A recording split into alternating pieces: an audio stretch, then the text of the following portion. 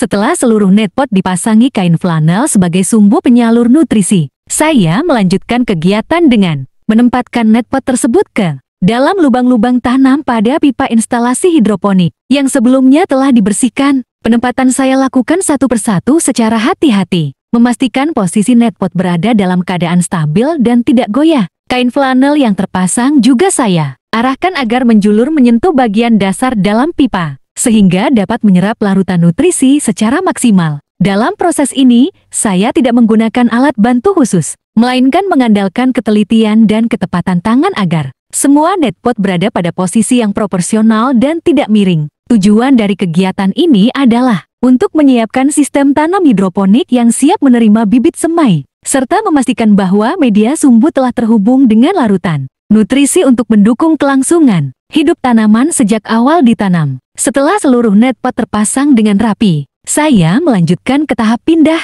tanam atau transplantasi tanaman semai ke dalam netpot yang sudah tersedia. Tanaman semai yang digunakan adalah pakcoy yang telah tumbuh sekitar 10 hingga 14 hari setelah semai, ditandai dengan terbentuknya beberapa daun sejati dan akar yang mulai menjulur keluar dari rakwool. Proses pemindahan saya lakukan secara perlahan dan hati-hati menggunakan tangan, menghindari kerusakan pada akar maupun batang. Rakwool beserta semai diletakkan ke dalam netpot, dan saya menyesuaikan posisinya agar tanaman berdiri tegak di tengah lubang tanam. Saya memastikan bahwa bagian bawah rakwool menyentuh kain flanel agar tanaman dapat langsung menerima suplai air dan nutrisi sejak dipindahkan. Beberapa semai memiliki ukuran yang sedikit berbeda, sehingga saya perlu menyesuaikan kedalaman peletakan untuk menjaga keseragaman posisi tanaman. Tujuan dari kegiatan pindah tanam ini adalah untuk memindahkan bibit yang telah tumbuh dari media semai ke media tanam permanen dalam sistem hidroponik dengan tetap menjaga kesehatan dan posisi optimal tanaman untuk mendukung pertumbuhannya pada fase vegetatif selanjutnya.